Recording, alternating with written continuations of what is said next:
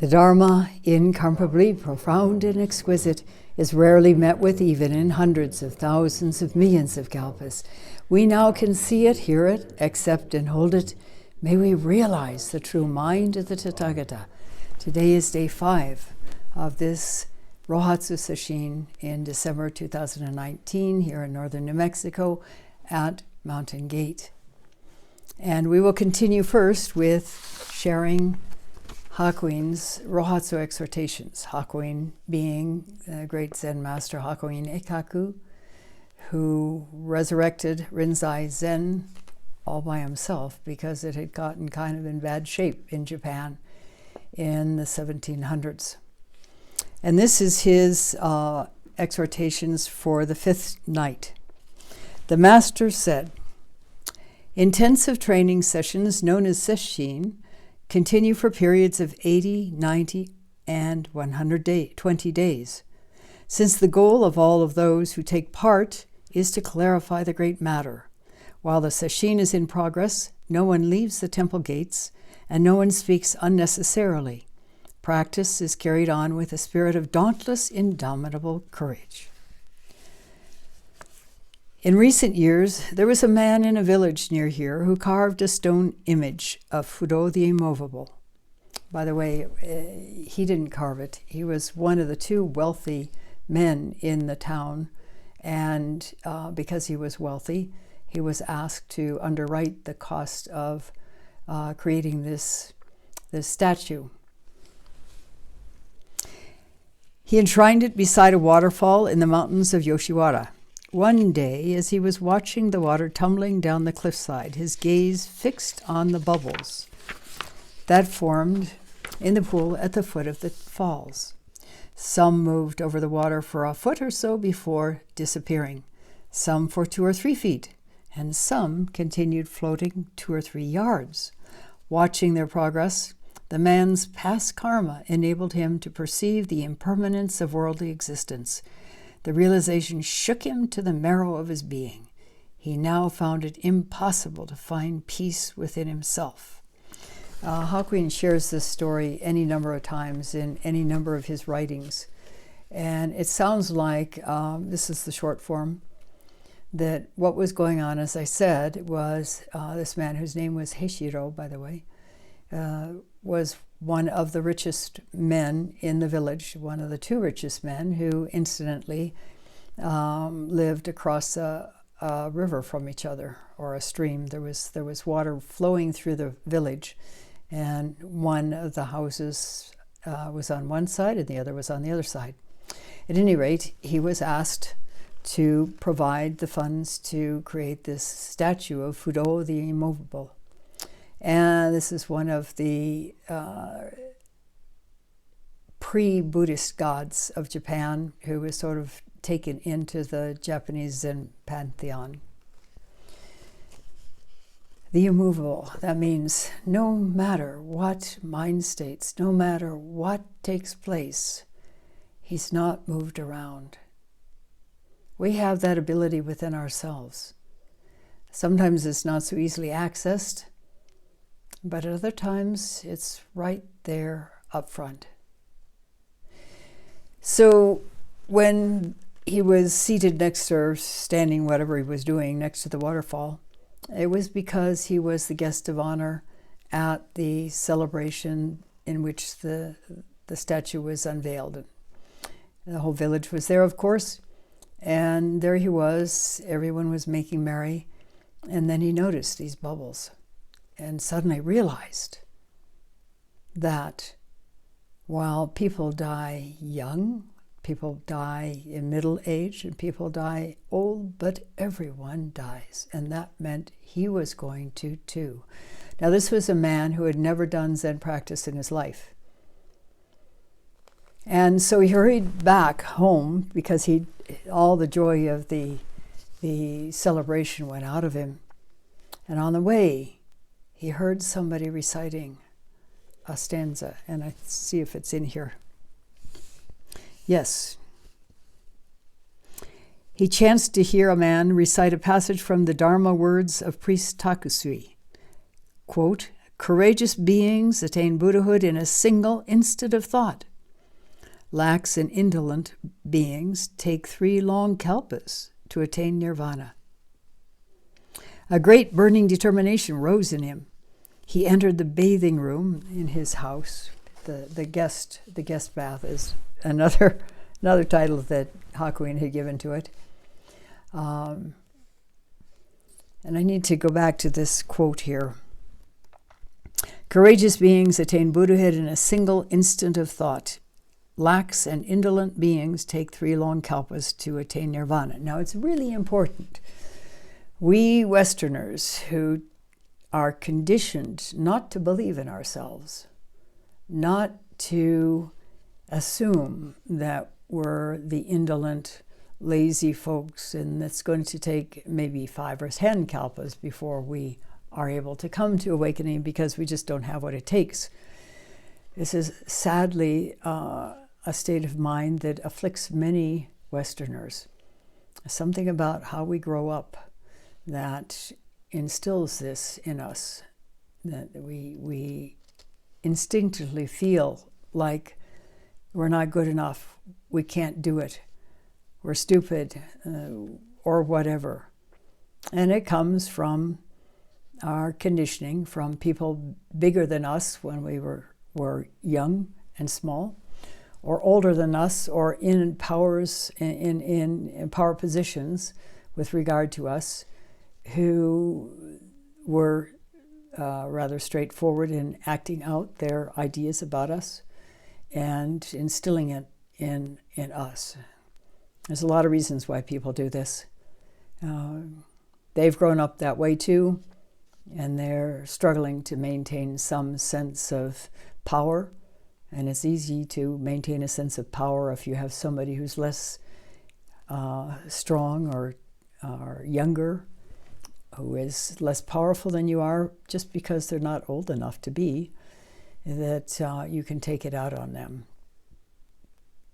It would be really helpful for humanity if, before parents had children, they went through a course of training in which they worked on their own stuff to the degree where they could be open and free in their raising of the children that they would then have. And in that way, there would be far fewer children who grew up with difficult conditioning that then they had to work on as well. So if Heishiro, who had been greatly struck by the fact that he is going to die one of these days, and it might be 20 years from now, it may be probably not 30 or 40 because he was already of a relatively advanced age. And yet he was able to have a deep enough awakening experience that Hakuin passed him on a number of koans, and he became Hakuin's student. So let's continue with the story. So a great burning determination rose in him, and he entered the bathing room and shut the door behind him. Sitting down, he straightened his spine, clenched his fists. This is traditional Hakuin. Opened his eyes wide and began doing zazen with great determination. You don't have to clench your fists in order to have great determination. That was how Hakuin was in the old days, and he softened his stance as he grew older and more experienced. Delusory thoughts flew thick and fast through his mind. The obstructions of the demon realms rose up to confuse him. But because he threw himself body and soul into the great Dharma battle, he finally severed life at the roots and entered into the formless realm of deep samadhi. You can get a taste of Hakuin's personality in this. At first light, hearing the sparrows chirping outside the building, he found that body had completely disappeared. Suddenly, he saw his eyeballs pop from their sockets and fall to the ground. He felt the pain of his fingernails gouging into the palms of his hands and realized his eyes were back in their proper place. This is sort of a major makyo here. He rose from his cushion and began to walk about. And he continued to practice in the same manner for 3 nights. On the 3rd night, when daybreak came and he got up to wash his face, he noticed that the trees in the garden were now somehow totally different. He consulted the priest of a nearby temple about it, but the priest was unable to provide any answers. He then decided to come and see me. He set out for Shoinji in a palanquin. That's how wealthy people traveled in those days. Really wealthy people. Somewhat less wealthy people traveled on horseback. But those who were really wealthy traveled in, sometimes it's called a carrying chair. And there is actually one at Sogenji, which probably had belonged to the daimyo who donated his summer residence to become a temple.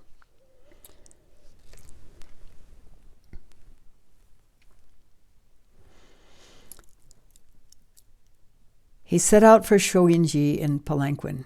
Upon reaching the high pass at Sata, the splendid prospect of the ocean at Kaura came into view far below.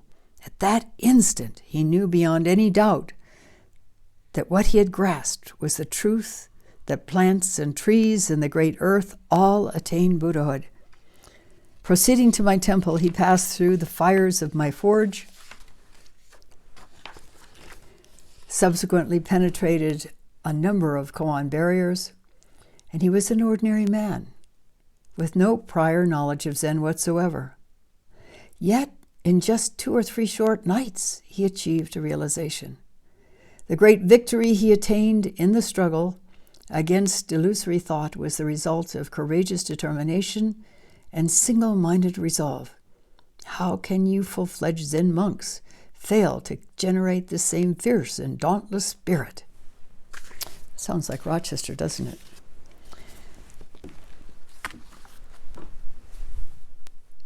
Yet, I have a dear friend who, in her very first sesshin at Rochester, assumed that when she was taught to follow her breath, that meant extending her breath. That meant doing susokan. So she naturally was doing susokan, reaching deep within. And in just a few days, she had a deep kensho.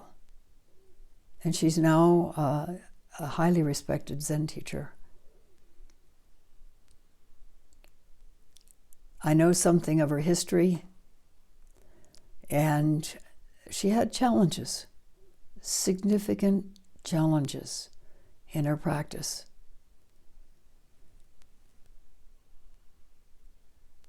What that says is the determination to practice doesn't have to be the fingernails digging into the palms, the teeth clenched version. It's more an inner, gentle sinking down, opening, exploring. Who am I? How do I know I'm me? And what is me?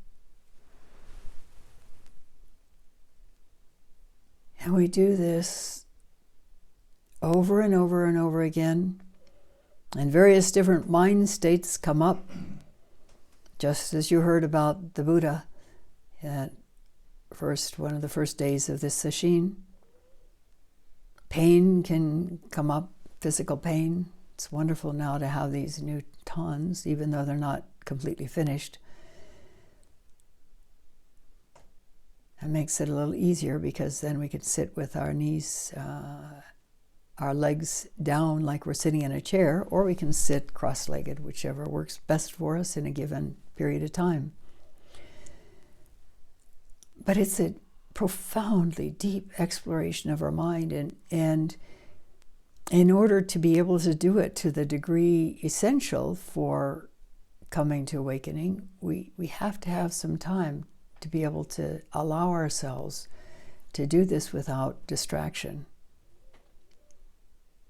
This is why we have sesshin. Sesshin literally means to touch the mind.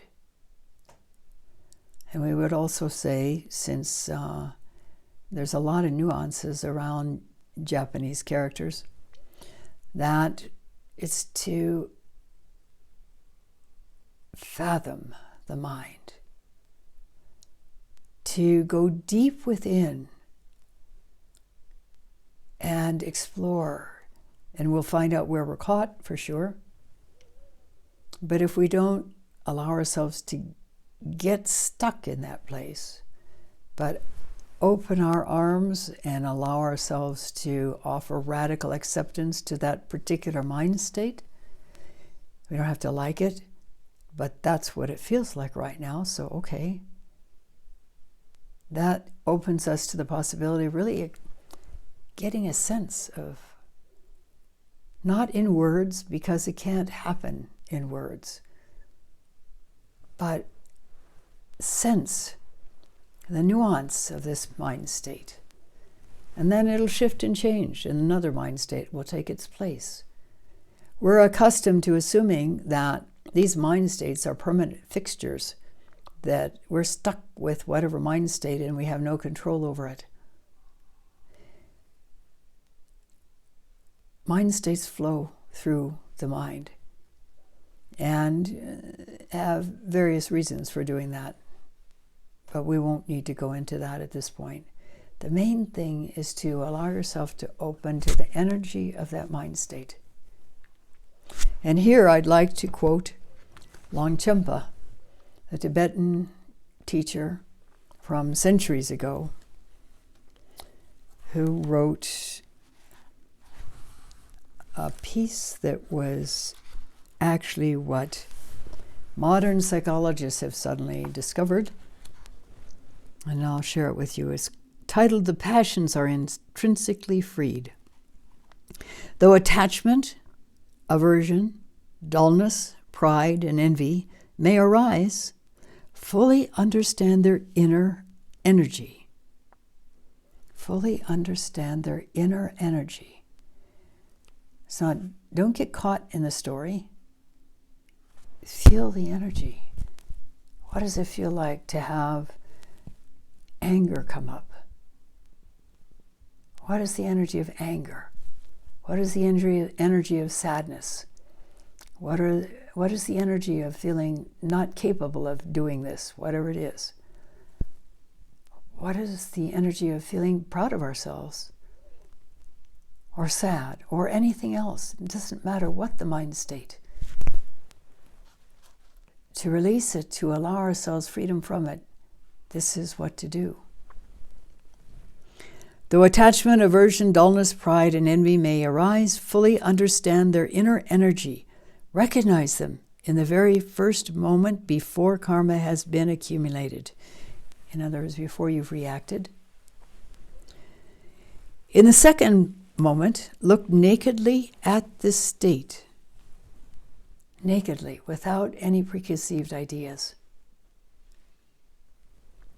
Look nakedly at this state and relax in its presence. Then, whichever of the 5 passions arise becomes a pure presence freed in its own place without being eliminated.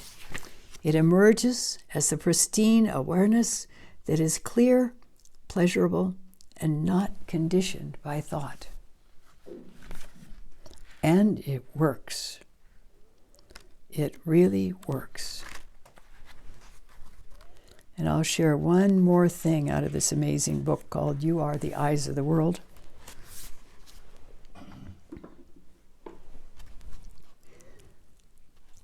Relax the mind in that naked state of presence which exists when you are not caught up in whatever objects may appear.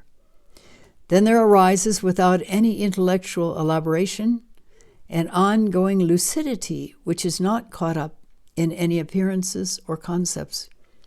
This is the deep experience of creativity, the primordial freedom of mind itself.